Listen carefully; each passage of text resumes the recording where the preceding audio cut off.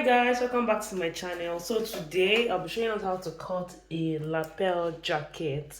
And this jacket, the front and design is slightly curved, and that's why I really chose it, as against the usual types of jackets.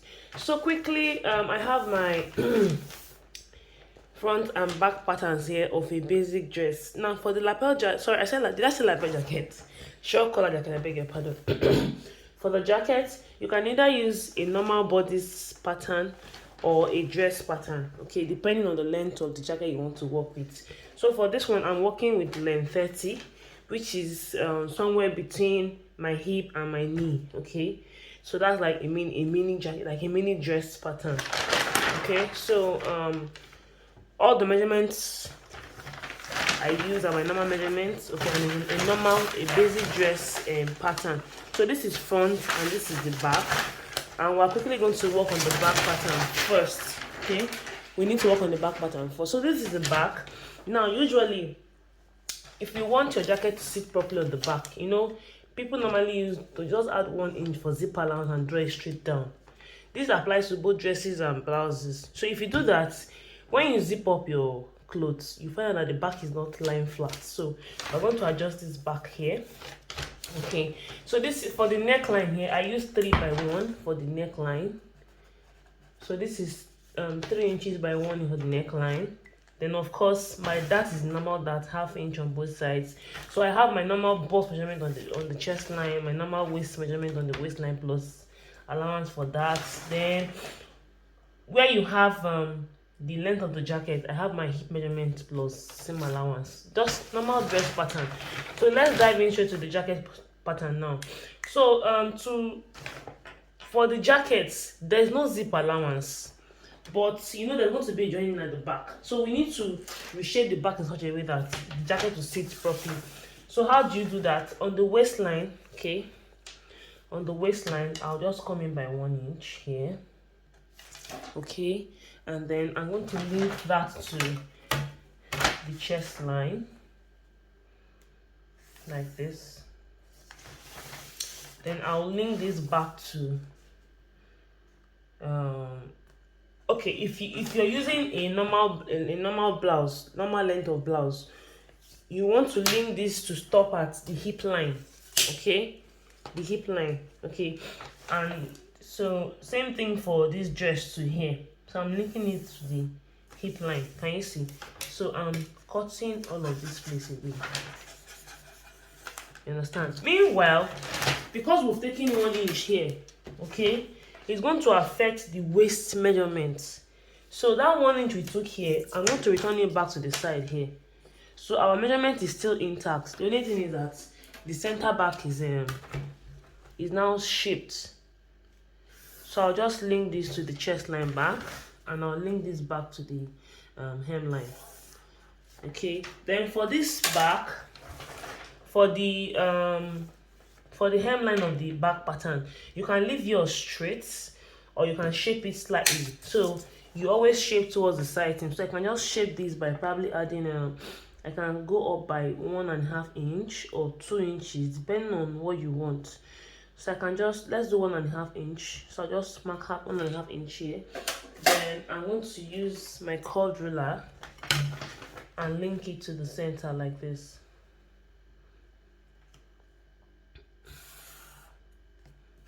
Can you see? Okay. So now let's quickly cut out. So I'm going to cut out now.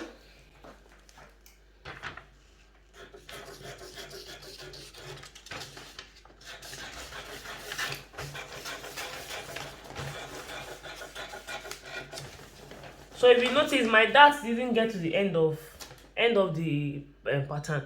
My dart stops, my dart stops like 2 inches before the hip line. And hip line is from your shoulder line to hip line is around 24 inches. So you just remove 22 inches. So remove 2 inches from that. You get where your dart will stop. Okay. Meanwhile, anybody that's watching this video that is a basic student or a beginner, I want to believe that you should go and study your basic dress pattern and bodice pattern, because some of you will come for me now and tell me that it's not clear for basic students. Ideally, a jacket is not a basic topic. It's not. So you should just go and watch your basic bodice pattern and your dress pattern, so that way you will just understand what we're doing. Anybody that is not a basic student will definitely understand what I'm doing. So you can see I'm cutting it out.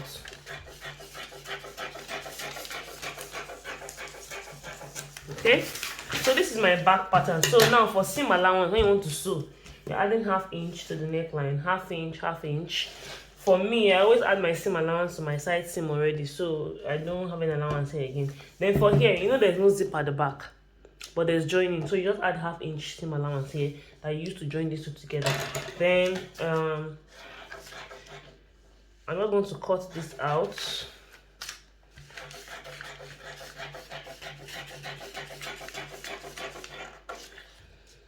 I'm also cutting the dart out. Then another thing again that we need to do is okay, before is to create our shoulder dart. So to do that, I'm going to measure the shoulder blade. This is 4 inches, so half of that is 2, right? And then I'll just link it to this part here.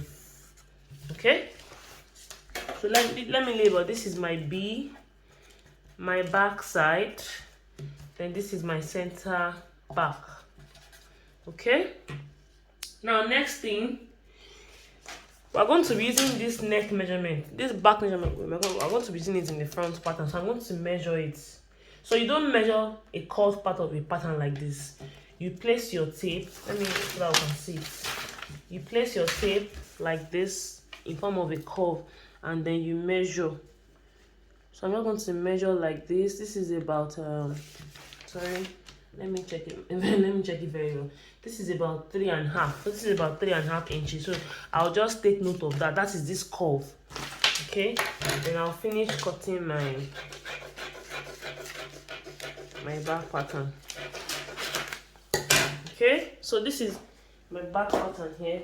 So you are going to cut this on your fabric. You're going to cut 2 each on fabric and lining. Okay, 2 of them each on fabric and lining. So this is my back pattern. Right, so let's come to the front pattern. So this is the front. There's really not much difference between the front and the back. Okay, not much difference. It's still the same measurement I use.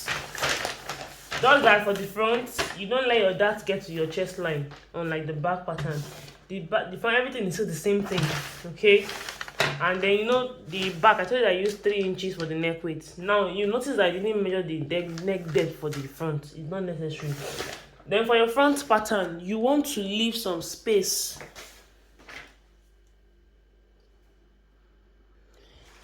You want to leave some space before you draw the front pattern. So don't forget, this is our center front.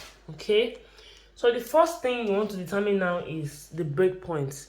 The break point is where the collar is going to end, or where the button is supposed to start, if it was a jacket that has a button, right?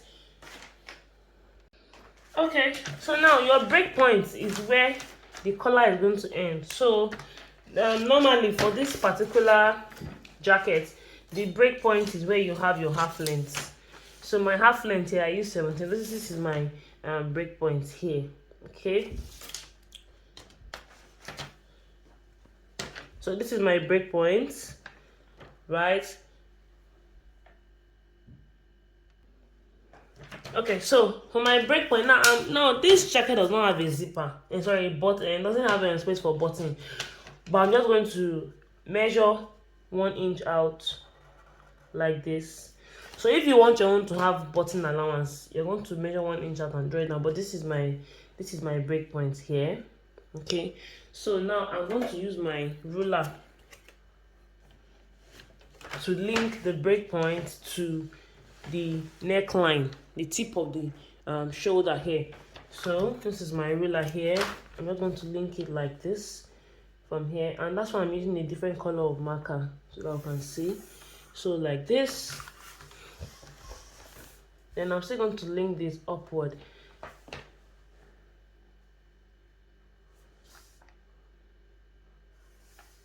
Okay, so when I get here, this is it here. I want to link this like this. Can you see that? Can you see? So from the half length here, which is I'll come out by 1 inch. Then from here I'll link it straight up. So after this point here, it is after the shoulder point here that we're going to impute our back neck measurement that we measured, the 3.5 inch I measured. You know, the back neckline, that curve, I measured this. So I want to impute that value here. But before you do that, okay, our back is curved. So you cannot, if you don't reshape this part of the collar, it's going to be a little bit tight and all of that. So what I'm going to do is I will first of all measure the length of the back neckline, which is 3.5. This is 3.5 here.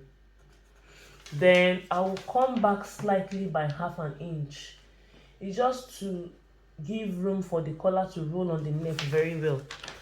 From the shoulder tip here, I measured 3.5, which is the width of the back neckline. Then I came back by 0.5 inch. So what I'll do now is I'll now use my ruler to adjust this line. Instead of straight like this, I'll now adjust it backward like this. Like this. Okay? So it means that from here to here, this is my back neck width. Okay? You understand? So we're almost done.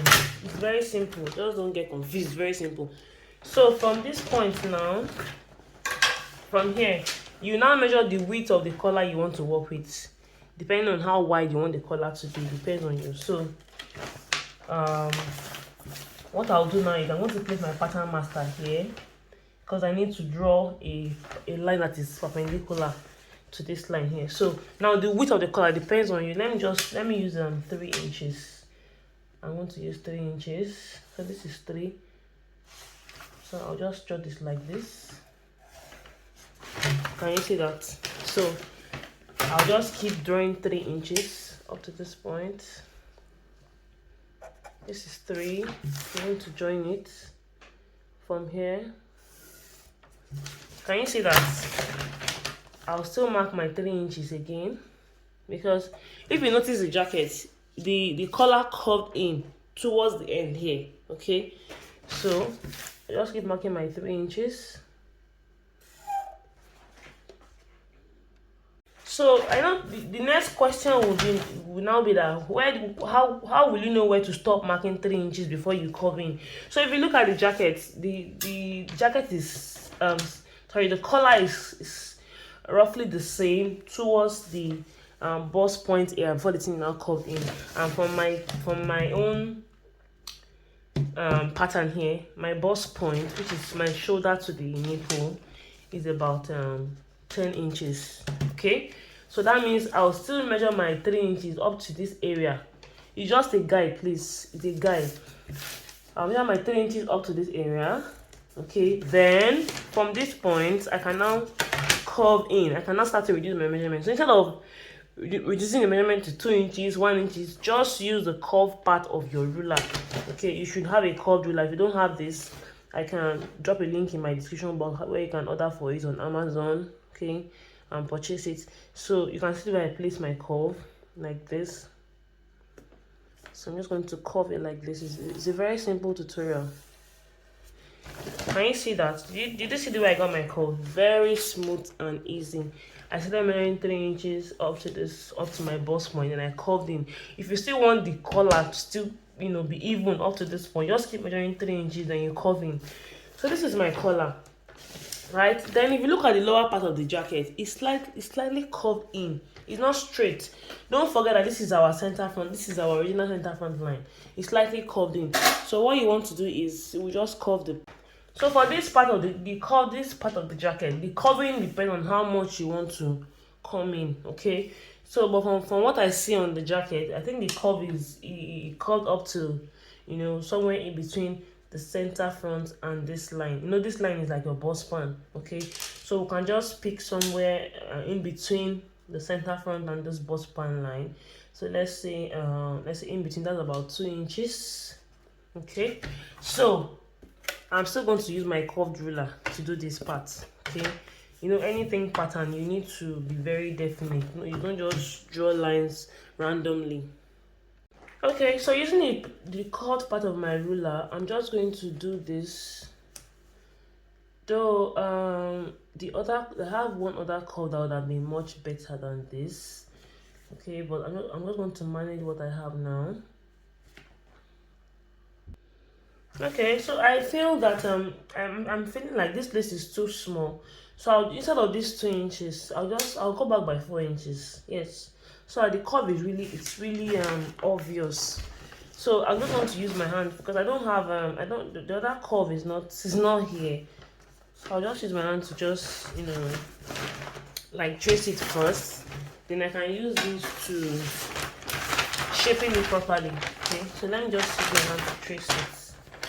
So, okay.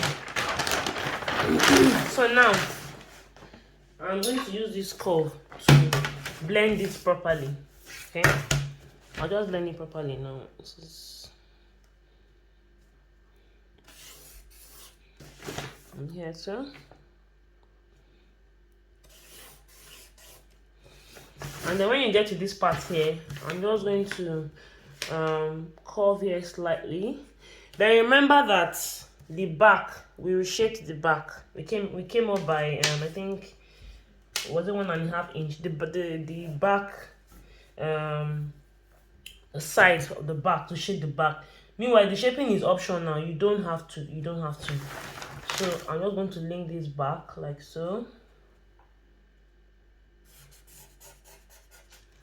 Okay, so this is it here. So this is the pattern here. Then the same way we created the shoulder dart for the back pattern, we also want to create a shoulder dart for the front. So it's very easy too. I'm just going to find the midpoint.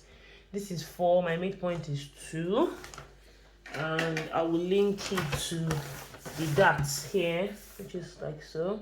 I'm just going to do this like this. Can you see that? So I have my center front and my side front. Yeah. So the pattern is ready.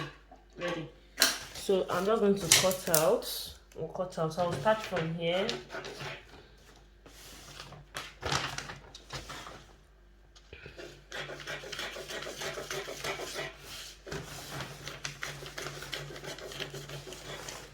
Start from here. So I really need to show us how to cut this part because a lot of us may get confused on the cutting of this part.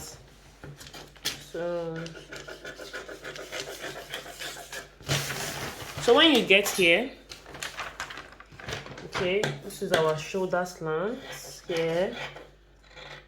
Then we're cutting here like this. Okay, and then here